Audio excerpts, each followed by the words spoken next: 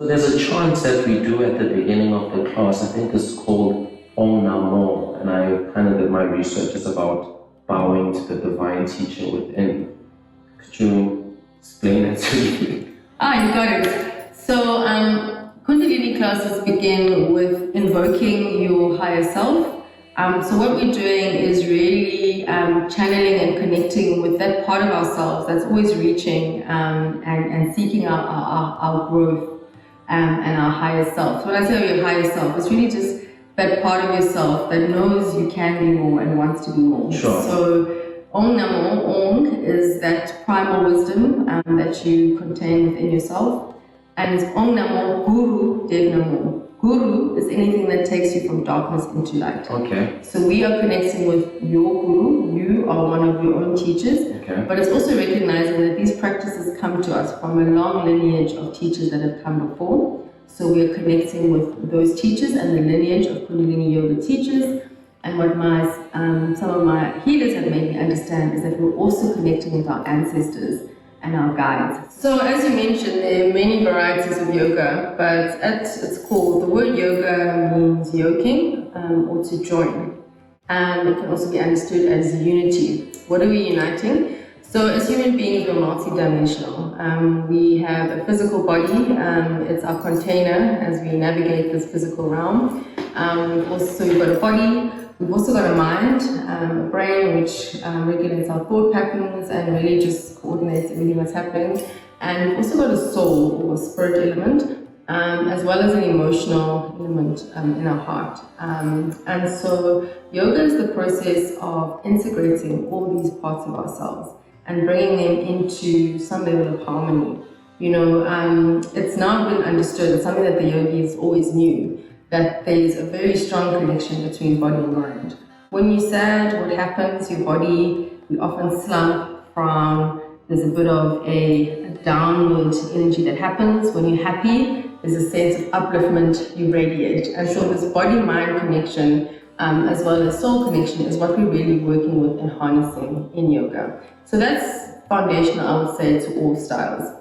And then Kundalini Yoga is a specific style of yoga. I'd say it's one of the more modern ones in the sense that Yogi Bhajan, the forefather, brought it to the Western world in around the 70s.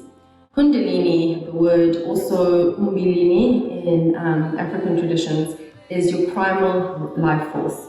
And so what we're working with in Kundalini Yoga is we're working to activate that life force.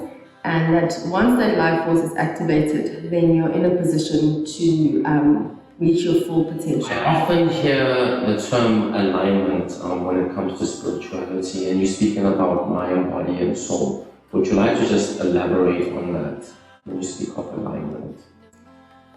I think that, you know, we can often think, or we over-identify with the mind aspect of ourselves. You know, we're coming from times when we had like Descartes and the big Western philosophers, and they were like, I think, therefore I am. So there's this big kind of focus on our brain and our thoughts, and the body got left behind out of the picture. And the body is also a source of intelligence. And the heart is also a source of intelligence. You know, emotions are also sometimes seen as irrational, you want to push them aside. And I understand alignment as integrating all of those intelligences, your mental intelligence, your body intelligence, as well as your heart and soul intelligence. So I could think of alignment, I would say maybe as integration. It's that process of not having a hierarchy, like one is not more important than the other, but understanding that they all play a role in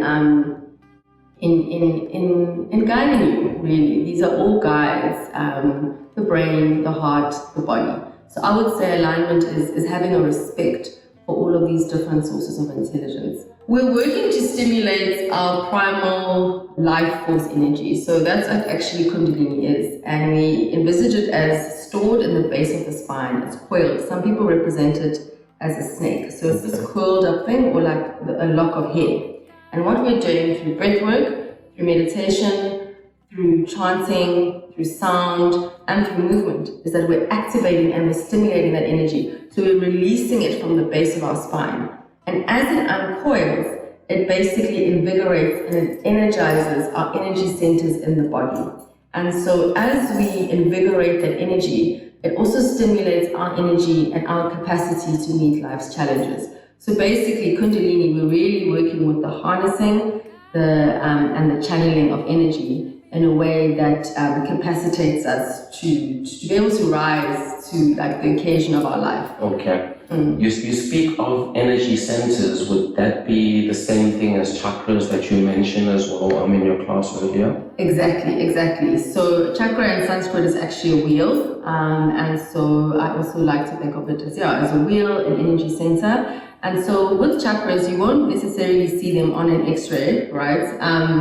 But in yogic anatomy, we understand them as linked to different organs, and we visualize them along the spine. So, for example, and spiritual development is really about working with the different energy centers. So it's not exactly a ladder, right? So that's quite a Western notion, as in one and the other. A lot of them, we sort of, how do I say this, working together. But I'll talk you through in terms of, that ladder. So we start at the root, okay? So that's your root chakra, and that's at the base of the spine. Okay. And that regulates your sense of belonging, rootedness, earth energy, right? Then we move a bit further up, and now we're by the sexual organs, and that is your sacral chakra, by the sacrum, and that is by the sex organs. So that has to do with our ability to give and receive pleasure, okay. And it's also about relationships. Okay? And then we move a little bit further up, and now we're by the navel center.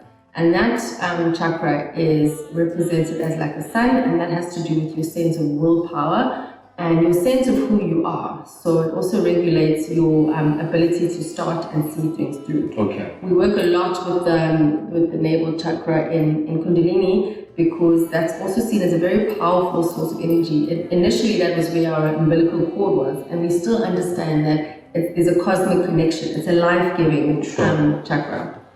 So now I'm established in who I am, a sense of belonging. I understand pleasure, my relationships are better. I have a sense of willpower. And now we're moving into the higher centers. Okay, so the bottom is sort of seen as the lower, and now we're in the higher centers. Okay. And we're moving into the heart. So the heart chakra is represented by air, and that has to do with love. It has to do with loyalty and service. Okay. And then from the heart, once we are established in love, ability to give and to receive love, we then deal with the throat. Okay. And that's about expression. It's about taking up your place in the world. It's about knowing that you've got a unique voice and having the courage to express it. Now I found my voice, and then we'll go to the sixth one, and that is your intuition. It's that it's that inner voice, that inner knowing. Sure. And also when you and it's also sort of known as the third eye. So it's that ability to see beyond the unseen. Sure. Yes. And that's also facilitated by you realizing that there isn't really just an eye, and you understand how you are connected and parts of everything. And so I think, that's sort of spiritual development, is that, that the root one is about earth. It's like safety, survival, those sort of things. And then as we're moving up, we're self-actualizing as we come into our purpose, and we're able to express our place in the world, as well as come into that sense of wisdom and knowing of ourselves and what life is really about. I'll stop there. Different traditions speak of many different chakras and many different energy centers, but as a basis, I think that helps you understand what we're working with. And in each Kundalini set, we're always activating all the chakras. Okay, I like what you said, to say it's not a ladder. So there's not one that's more important than the other. Exactly. So I think it also comes in tune with what you were saying about alignment, alignment with everything to kind of move naturally, or in its inner rhythm, so to speak. Exactly. And at different stages, we are called to engage with different chakras. So you might be at a stage in your life where you're struggling with relationships, right? And you might notice that I'm so good at giving, but I don't know how to receive. Yeah, sure. For example. Sure. And so receiving pleasure is second chakra, but actually that might be an issue that has to do with with family, the fact that you were never actually given love, and so it's unfamiliar to you. So as much as it's a relationship issue, it's also a root family issue. So Sure. I'm here dealing with pleasure and sacral, but actually I need to go back to the root and understand what happened to my family, within my family. Why can't I receive love? Sure. And then the ability to perhaps tell your partner that I'm not feeling it. You also then have to engage through it, find your voice. You hear what I'm saying? You have to have the courage to even know that it's okay to say that. Well, can you tell me about your journey and what led you on this path of being a teacher or healer of some sort? So I think I've always been on this quest and want to be my best self. And in different times in my life, I thought that required different things. So when I started the yoga journey, I was actually a stressed out lawyer. I was an advocate and I'd opened my practice and there was a lot going on, and a friend invited me to go to a yoga class. And for me initially it was like such a breath of, so corny, but a breath of fresh air. Because as an advocate, it was so cerebral, and I'm naturally quite cerebral. I'm very much in my head. And so in this class for an hour, it was an opportunity to connect with my body and actually feel what the impact of my life was, where the stress was sitting, noticing that I was holding my breath so often, noticing that I had accumulated tension. So much of these like high performing professions, it's so much about how you look and the outward appearance. Sure. And there's less about like how you feel. And so I call myself a recovering perfectionist. Because perfectionism, right, is about performance. Yes. And you're so concerned with, and I'm advocate in G, so everybody's like, I have to be on all the time, and I have to know, right? And so yoga became a place in which I could actually connect with what was happening with my inner world. How was I actually feeling? And I realized that it was okay not to know. It was okay to be a student, to be a seeker, and to actually change my identity, because I over-identified with my profession, And when I left law, yoga became that bridge which helped me answer, like, who are you when you're not a lawyer, when you're not in a high-performing job, when you don't necessarily have the prestige? Who actually are you? And so yoga was facilitated that journey, that inward journey for me to actually come into understanding the truth about who and what I am. No, I love you say that, because a lot of people are defined by what they actually do. You ask someone, who are you? I'm a doctor. And it's like, wait, besides that, who are you? Self-repair, I believe, is the process of cultivating that connection with yourself. And until you can connect with yourself and understand yourself and accept yourself, it's very difficult to understand, accept, and connect with others. Sure. So we're not doing this for the sake of doing this. And so it's about self-repair for social repair, right? Sure. I need to come into right relationship with myself so that I can be in right relationship with other people around me. I think our society is a reflection of disconnected people who, have not taken the time to repair themselves. So I really believe at my core that hurt people hurt, right? Sure. And until you've come to terms with your wounds, where it's sore for you, and healed, you just keep perpetuating that pain outwards. Sure. It becomes an unbroken chain.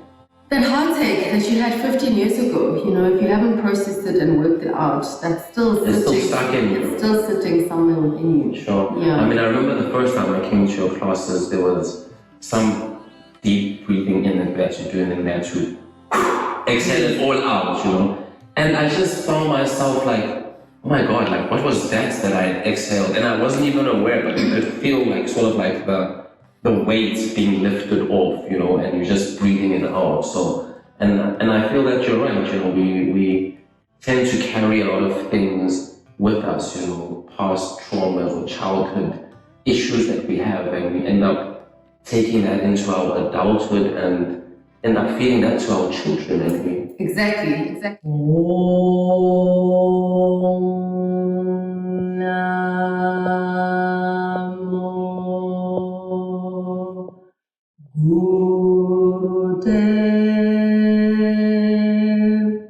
Namo.